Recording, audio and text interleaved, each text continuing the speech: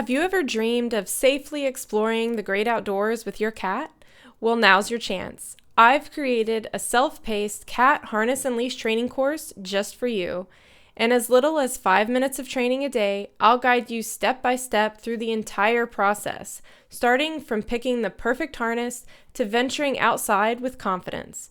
Whether you're a total beginner or have tried training before but got stuck, this course is designed to help you every step of the way. You'll learn about things like how to choose the right harness and leash, how to prevent harness escapes and other outdoor safety tips, leash and harness training techniques broken into bite-sized lessons, and what to do if your cat escapes, because peace of mind is everything. Each module includes video tutorials as well as written and audio lessons. You'll also get direct access to me, a certified cat trainer, to ask all your questions, get help, and even submit videos of your training for personalized feedback. As a podcast listener, enjoy 10% off with code PODCAST10. It won't be long before you and your cat are exploring your backyard or beyond. Ready to take that first step? Head to kittycatgo.com/harness train to enroll now.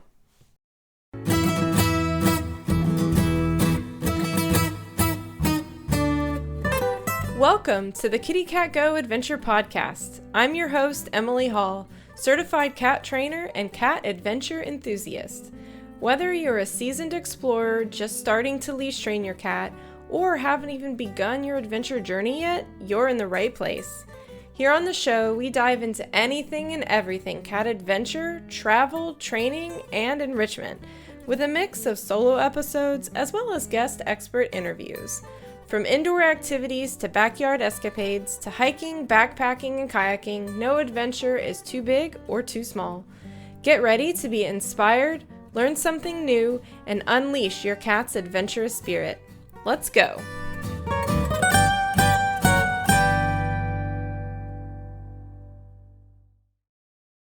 All right, friends, today we're tackling a super common question I get, especially on my YouTube videos. My cat doesn't like treats. What do I do? Using treats is one of the quickest and easiest ways to successfully train your cat, whether that's harness training, clicker training, or whatever kind of skills you might be working on. Sure, some cats will work for pets, playtime, or praise, but treats tend to be the most effective motivator across the board.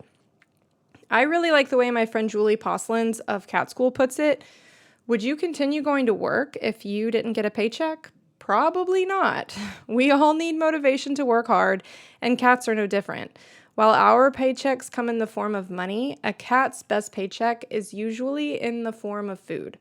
So what do you do if your cat is completely uninterested in treats? Well, the good news is that you are definitely not alone, and there are things you can do to help increase your cat's food motivation. Today, I'm sharing some insight into why your cat might not be food motivated, along with 5 practical things you can try to turn that around. So let's get to it. All right, first things first, when someone tells me their cat doesn't like treats, my first question to them is, how are you feeding your cat on a daily basis? So I want you to consider that for a second. Does your cat free feed, meaning they have a bowl of food available 24/7? And what kind of food are you feeding? Kibble, wet, or raw?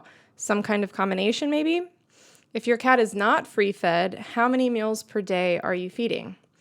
All 3 factors can come into play when it comes to your cat's food motivation, but typically the biggest reasons a cat is not interested in treats is because they're free-fed. Free feeding is the #1 killer of food motivation. Think about it. Why would they work for food and treats when they can just walk over to their food bowl and grab a bite whenever they want? The motivation just isn't there. Other possible reasons your cat isn't food motivated could be that they're addicted to their kibble and nothing else interests them. You haven't found the right treat yet. They're a picky eater, or maybe they've just never had to work for their food before. The good news, these are all things you can fix. So let's talk about how. There are actually a handful of ways to improve your cat's food motivation and get them excited for treat and training time. It may take some experimenting to find the perfect formula. You may even have to make more than one adjustment to get there. And let's not forget patience. Give your cat time to adjust to any changes you make. but I can almost guarantee you that at least one of the solutions I'm about to share with you will make a difference. First and most effective way, switch to scheduled meals. As I mentioned, free feeding is usually the biggest reason a cat is not interested in treats. Not only does free feeding kill their willingness to work for treats, it's also not the healthiest or most optimal way to feed a cat. Cats are natural hunters. In the wild, they would eat an average of 8 to 10 small meals a day, and they'd have to work for each of those. So when we leave a big bowl of food out all day and expect them to want to work for treats on top of that, it's just not going to happen. Plus, so many cats these days struggle with obesity, and it often stems from the fact that they have constant access to a food bowl. Couple that with the fact that they often don't get enough activity or exercise in their day, and you've got a recipe for an overweight, bored cat who is not interested in treats or training. So instead of leaving a big bowl of food out for your cat, try switching to portioned, scheduled meals. The smaller and more frequent, the better. Personally, I feed my cats 3 smaller meals a day: breakfast, lunch, and dinner. I know that doesn't work for everyone's schedule though, and that's okay. If you can't feed 3 meals, even switching to 2 larger meals can make a big difference. You could also try an automatic timed feeder. There are some great ones available for both dry and wet food.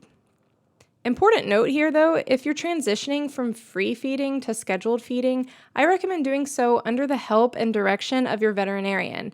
I've also linked to a transition guide in the episode description that's super helpful. Second thing, change your cat's food. There's a lot of debate around the best diet for cats, but generally speaking, wet or raw food is more aligned with what a cat needs. Cats are obligate carnivores, which means they need meat, and a lot of the added carbs and fillers and dry kibble just aren't doing them any favors. Plus, a lot of kibble is coated in addictive flavor sprays that can actually make your cat less interested in other types of food, including treats. According to veterinarian Lynn Barr, our cats should be eating a diet high in protein and low in carbs. She says, I'd recommend feeding more wet food than dry kibble because wet food is lower in calories, higher in protein, and full of moisture. So by feeding a more species-appropriate diet like wet or raw, you'll not only help your cat be healthier, but you may also increase their interest in training treats and even be able to use their kibble as the treat. True story, one thing I use for training treats with my cats is Meow Mix. Believe it or not, I call them potato chips. My cats don't get to eat Meow Mix potato chips for their regular meals, but they are totally motivated to work for some potato chips during their training sessions. So my advice is to ditch the kibble except for training and switch to a wet or raw diet instead. Now, I understand that big dietary changes are, well, big. It's a big decision, it's a big change. And some cats may have specific dietary needs or foods they have to eat because of a medical condition.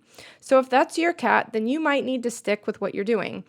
Whether you think you can change your cat's diet or not, I 100% advise talking with your vet first.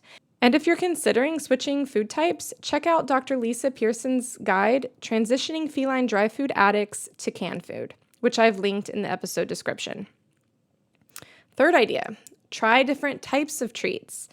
Okay, so maybe your cat already eats the best food with scheduled meals and still doesn't seem interested in treats. It could just be that you haven't found the one yet. There are so many different treats out there: crunchy ones, soft ones, freeze-dried, squeezy treats, purees, and even regular canned food can be used. And within each of those categories, there are seemingly endless brands and flavors. It can definitely be frustrating to have to go through so many options without any success. But maybe there's a category, brand, or flavor you haven't tried yet that could be the magic ticket. My top recommendation, try a squeezy treat. The lickable ones are almost always a hit. My cats love Cat It Creamies, and I know a lot of folks swear by churros and Tiki Cat sticks too. And like I said, my cats also go crazy for Meow Mix kibble. Not the healthiest thing in the world, but as a high-value reward, it works wonders. Next idea, mix it up. Variety is the spice of life, as they say. This applies to your cat's treats too. One way to keep things exciting, use a variety. I like to dump a mix of crunchy, soft, and freeze-dried treats into my training pouch. I never know what I'm going to pull out, and neither do my cats. The unpredictability helps keep them engaged and interested. This trick especially helped one of my cats, Griffin, who would lose interest if he kept getting the same treat every time. When I started mixing things up, boom, problem solved.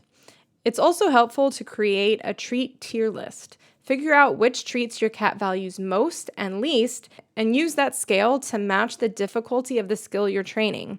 Save the best treats for the hardest tasks. And last but definitely not least, make your cat work for their food. As I mentioned at the beginning of the episode, when cats are left to their own devices, they will eat several small meals throughout the day that they have to hunt and work for. Unfortunately, indoor cats often miss out on getting to act on those natural hunting instincts, which can lead to frustration. I'm not advocating for letting your cat free roam outdoors to hunt, but I do think it's important to give your cat the opportunity to put their hunting skills to use. One way to do this is with food puzzles and snuffle mats. Using food puzzles or snuffle mats taps into your cat's natural foraging instincts and encourages them to put in effort for their meals. Not only does this improve mental stimulation, it also reinforces the idea that food isn't just given, it's earned. There are various ways you can use food puzzles. You can use them as an occasional enrichment activity or to deliver meals. If you want to learn more about food puzzles, listen to Season 2, Episode 1 of this podcast. I chatted with my friend and cat behaviorist Ingrid Johnson all about using them. She actually delivers all her cat's meals through food puzzles. I'd also recommend reading her research paper, Food Puzzles for Cats, Feeding for Physical and Emotional Well-Being. I've linked to it in the episode description. How this all relates to training and food motivation is that basically, if your cat is used to putting forth some effort for their food, they will be more willing to work for those treats during your training sessions too. If you're already doing all the things and still not seeing results, here are a few extra tricks you can try. Break the treats into smaller pieces so your cat doesn't get full too quickly. A cat's stomach is the size of a ping pong ball, so it fills up pretty fast. Doing this also makes your treats last longer. Train before mealtime so they're slightly hungry and more motivated to work for treats.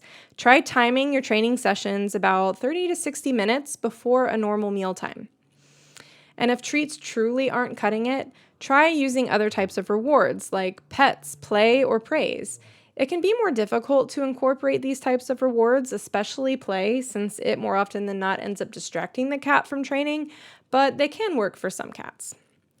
The important thing to remember is that just because your cat is not food motivated right now, it doesn't mean they never will be.